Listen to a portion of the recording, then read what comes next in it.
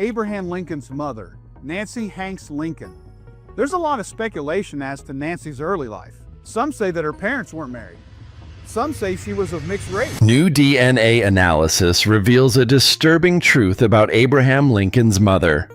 And it is the kind of truth that explains why the most mythologized president in American history went to his grave refusing to discuss where he came from.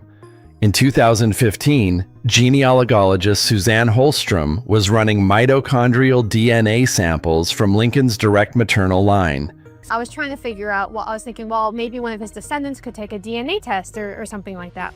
And I found that Abraham Lincoln has no direct descendants alive today, although he does have ancestors who are alive. I was trying to figure out, I was thinking, maybe one of his descendants could take a DNA test or something like that. And I found that Abraham Lincoln has no direct descendants alive today, although he does have ancestors who are alive. When a haplogroup designation appeared on her screen and stopped her cold, she had never seen it in this context. Her first instinct was laboratory error. She ordered a retest, then another. Every result came back identical. What Lincoln's maternal bloodline contained was a genetic signature so rare found in less than 0.05% of the global population. That population geneticist, Dr. Marcus Chen, reviewing the data a decade later, called it one of the most unexpected findings he had encountered in any presidential lineage. What that HLO group reveals about Nancy Hanks and what this family was hiding is what this video is about. The woman Lincoln refused to talk about. Let's start with what Lincoln himself almost never would. Nancy Hanks was born on February 5, 1784 in Virginia. She married Thomas Lincoln in 1806 in Washington County, Kentucky. She gave birth to Abraham Lincoln on February 12, 1809, in a one-room log cabin in Hardinsburg, Kentucky. She died on October 5, 1818, at just 34 years old, when Abraham was only 9. Those dates are confirmed, as not in dispute. But here's the catch.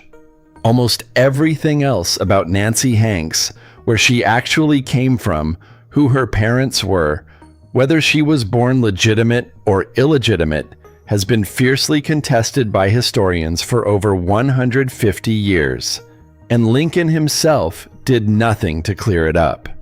His law partner, William H. Herndon, noted that Lincoln seldom spoke of his family's history, and that there was something about his origin he never cared to dwell upon. Think about what that silence actually means. This was Abraham Lincoln, a man who gave hundreds of speeches, wrote thousands of letters, and left behind a paper trail historians have spent 160 years cataloging. He talked about the Constitution, about the soul of the nation. But his own mother, almost never. That silence was not the absence of something to say. It was a choice. And here is something that makes that silence even stranger. Lincoln was famously sentimental about his origins in other respects. He talked about the log cabin, about poverty and the frontier, about humble beginnings. He leaned hard into where he came from as a political identity. But Nancy Hanks, the woman he credited in private as the source of everything he was, almost never came up publicly. Not her name, not her history, not her family. His mother's side of the story was a complete blank. There were whispers in Kentucky. Of course, neighbors described Nancy Hanks as a woman of unclear origins, illegitimate, possibly from a complicated background, someone whose parentage this community talked about in low voices. And those whispers followed Lincoln into the White House. He never addressed them, not once, not publicly. And get this, so when you understand what the DNA eventually revealed, that silence starts to look less like grief and more like protection. What Lincoln told his law partner in private. Here is where the story detonates. William H. Herndon was Lincoln's law partner for 16 years. He knew Lincoln the way almost no one else did, not as a president, not as a symbol, but as a man. And late in life, Herndon reported that Lincoln had told him something in private, something Lincoln explicitly asked him never to reveal while he was still alive. H. Herndon described a quiet conversation, the kind two men have when guards are fully down.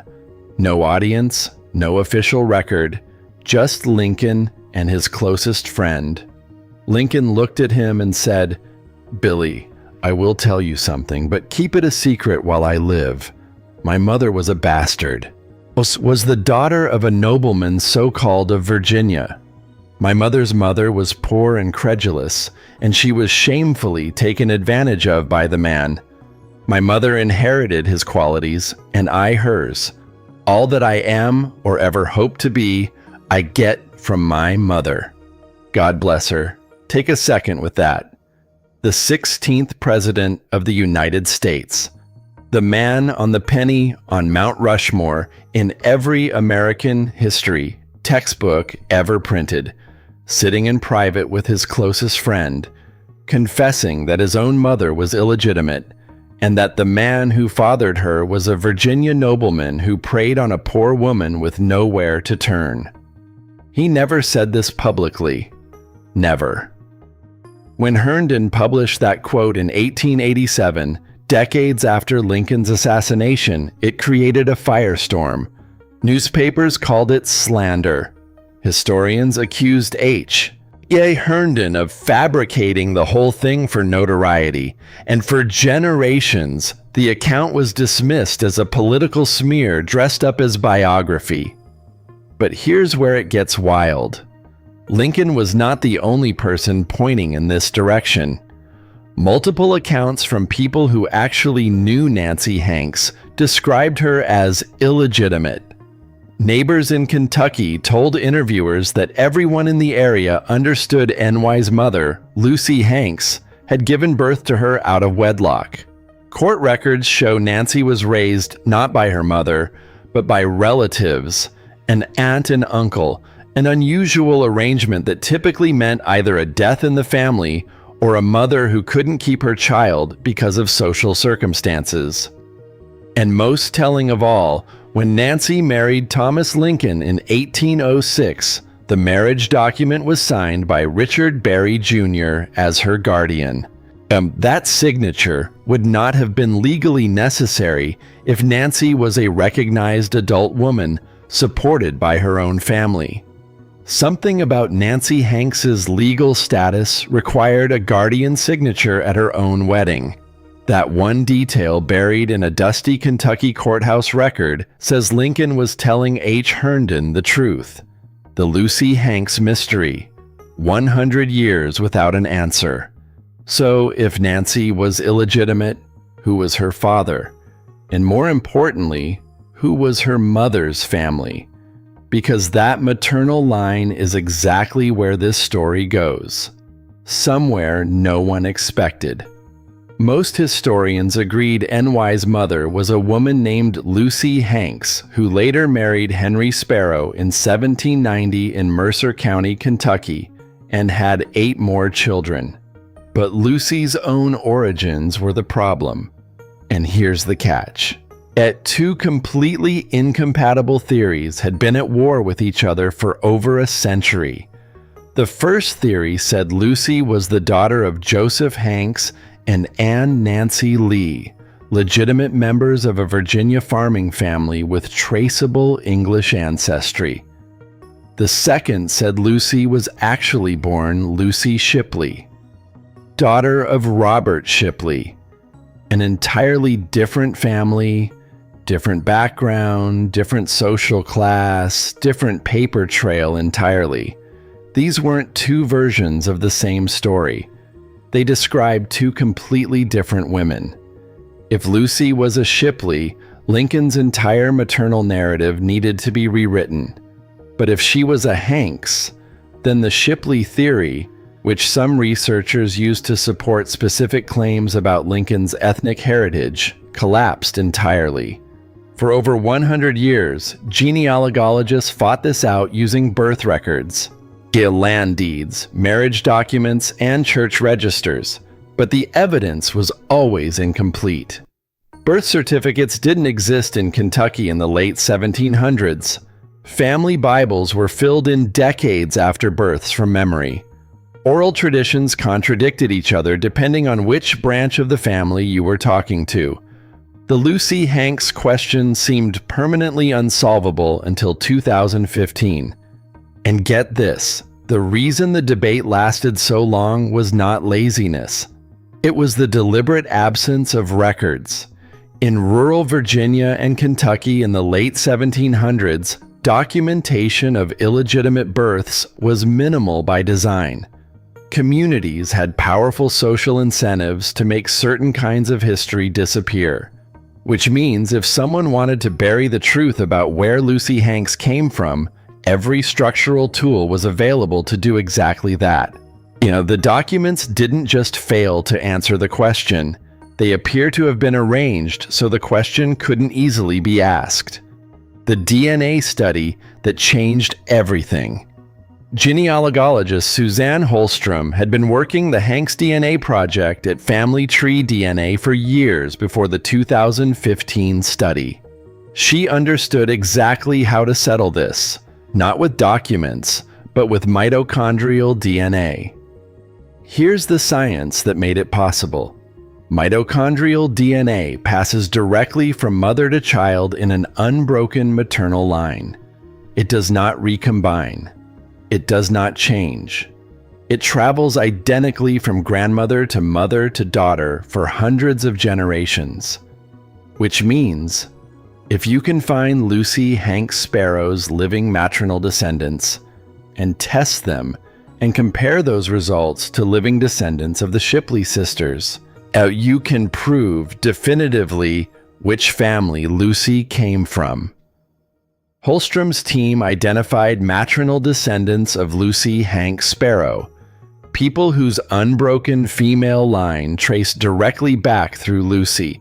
They also identified descendants of two Shipley sisters, Naomi Shipley, who married Robert Mitchell, and Rachel Shipley, who married Richard Berry, Sr. If Lucy Hanks was actually Lucy Shipley, all of these descendants should share the same mitochondrial haplogroup. The logic was airtight, the methodology was sound, the samples were collected and sent for full sequencing. And on October 21, 2015, Suzanne Holstrom got her results.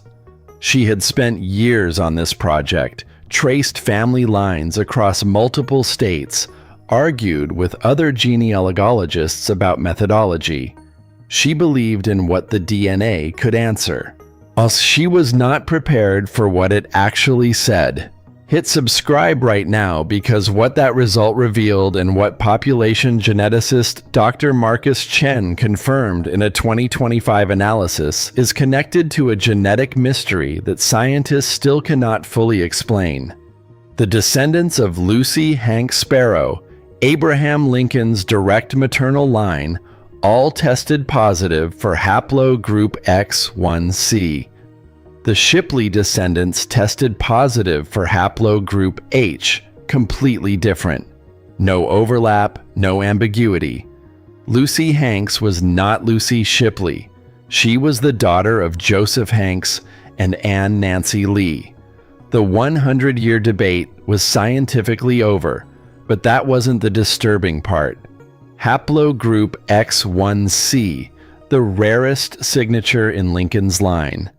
The disturbing part was what haplogroup X1c actually is, when Dr. Marcus Chen, a population geneticist who reviewed Holstrom's 2015 results in a formal 2025 analysis, first saw the haplogroup designation on Lincoln's maternal line.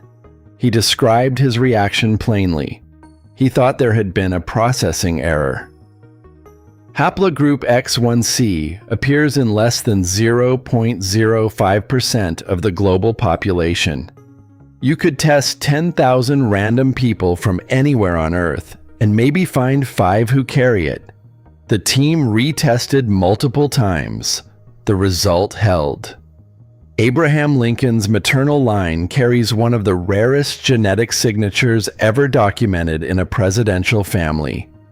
And get this, nobody knows exactly where haplogroup X1c comes from. Haplogroup X is already unusual. It appears in the small frequencies in parts of Europe, the Middle East, and controversially in certain indigenous American populations, which has fueled decades of debate about ancient migration patterns. But X1c is a specific subgroup that has genuinely baffled researchers. It shows up in scattered individuals across Europe, but never in large population clusters. It has never been found in indigenous American populations despite years of targeted searching. Its geographic origin as of 2025 remains scientifically unknown. Some geneticists believe X1c originated in the Near East or Caucasus region thousands of years. Others think it's a remnant of a now extinct European population. A few have proposed it connects to ancient migration events that predate the historical record entirely. The honest answer from science is we don't know. And that uncertainty is precisely what makes it so unsettling in Lincoln's family tree. Because rare does not mean random. Rare means specific. Rare means this haplogroup came from somewhere particular, was carried by a particular group of people through particular circumstances, and ended up in a one-room log cabin in Hardinsburg, Kentucky, in the body of a woman named Nancy Hanks, whose son would reshape the entire country. What the rarity actually tells us.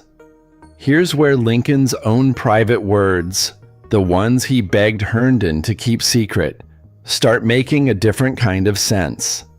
If haplogroup X1ce only appears in 0.05% of people globally, then Nancy Hanks's maternal line was not typical colonial American stock. These were not common Englisher, Scots-Irish settlers on the Kentucky frontier. The ancestry Lincoln's mythologized biography always implied. This was a genetic lineage so statistically rare it demands a specific explanation.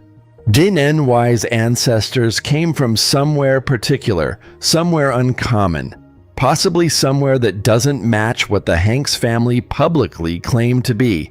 Here's the catch.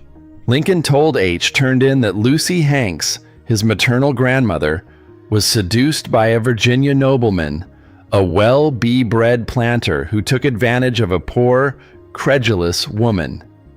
If that story is true and Lucy was illegitimate with a planter-class father, then the X1c haplogroup may be explained by Lucy's mother, coming from a very specific European lineage that was exceptionally rare in colonial America. The most credible candidates based on the population distribution of X1c Sephardic Jewish families, descendants of Jews expelled from Spain and Portugal who quietly settled in Virginia, converting publicly to Christianity while maintaining their actual heritage in private. French Huguenot refugees, another persecuted minority who arrived in Virginia in significant numbers in the late 1600s and early 1700s.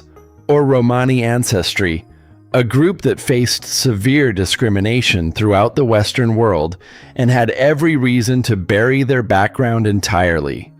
And get this, when Dr. Marcus Chen reviewed the full 2025 genetic analysis, he noted that the X1c signature in Lincoln's line is consistent with possible Middle Eastern or Mediterranean ancestry several generations back.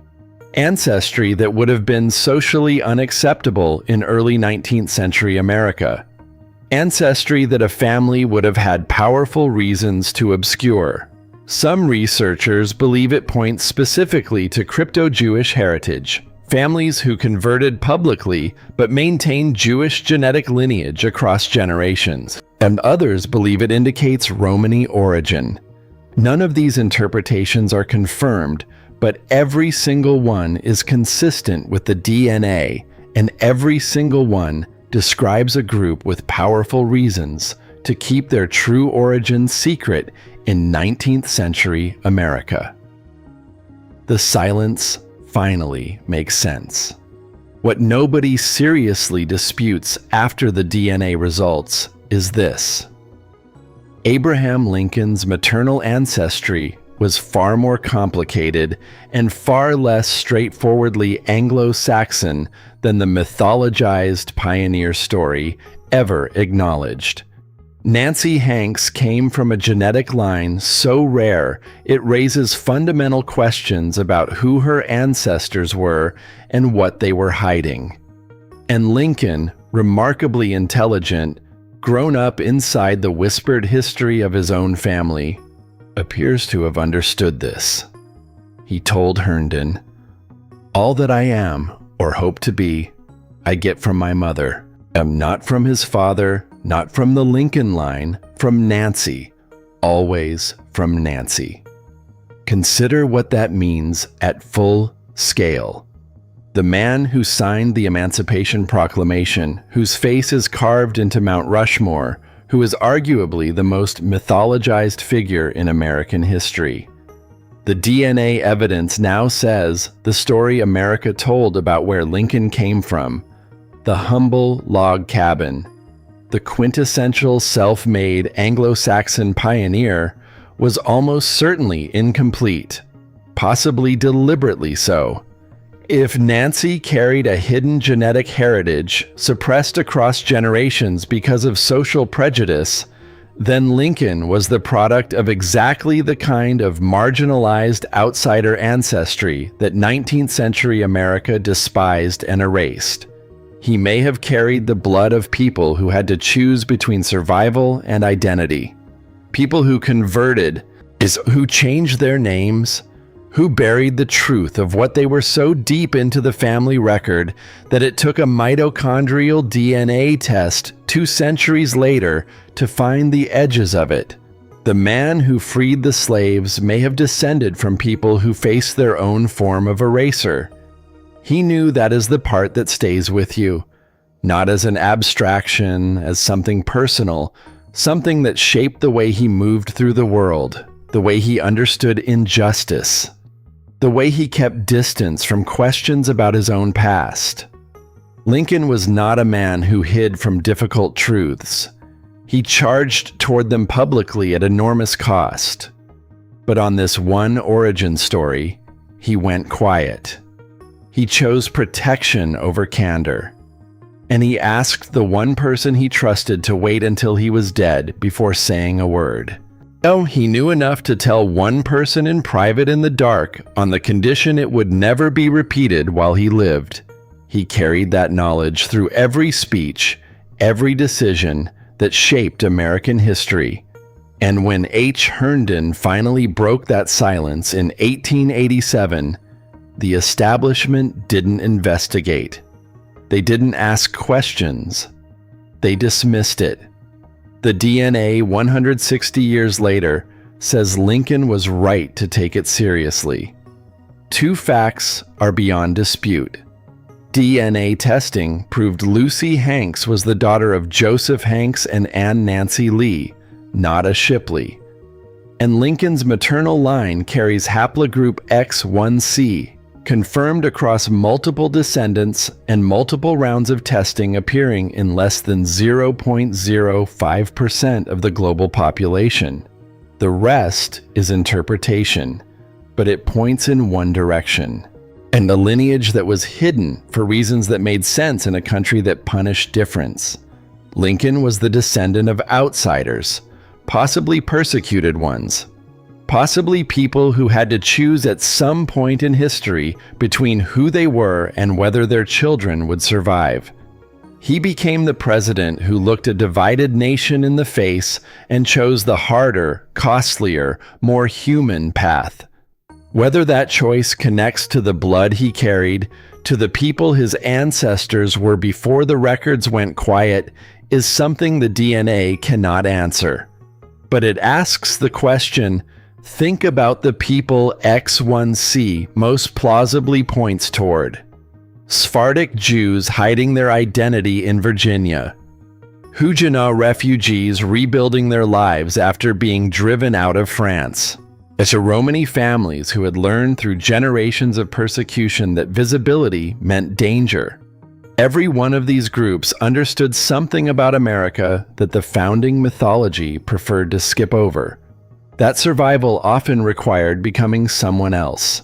That the price of belonging was burying what you actually were. Lincoln's entire presidency was a confrontation with that bargain. Who gets to belong and what it costs. It is at minimum worth sitting with the possibility that he understood it from the inside. There was a secret buried in Nancy Hanks's bloodline. Lincoln carried it, and now you know. If this story hit differently than you expected, subscribe. We go this deep on every video, and drop a comment. Do you think Lincoln's silence was about shame or about something far more deliberate? I want to know what you think.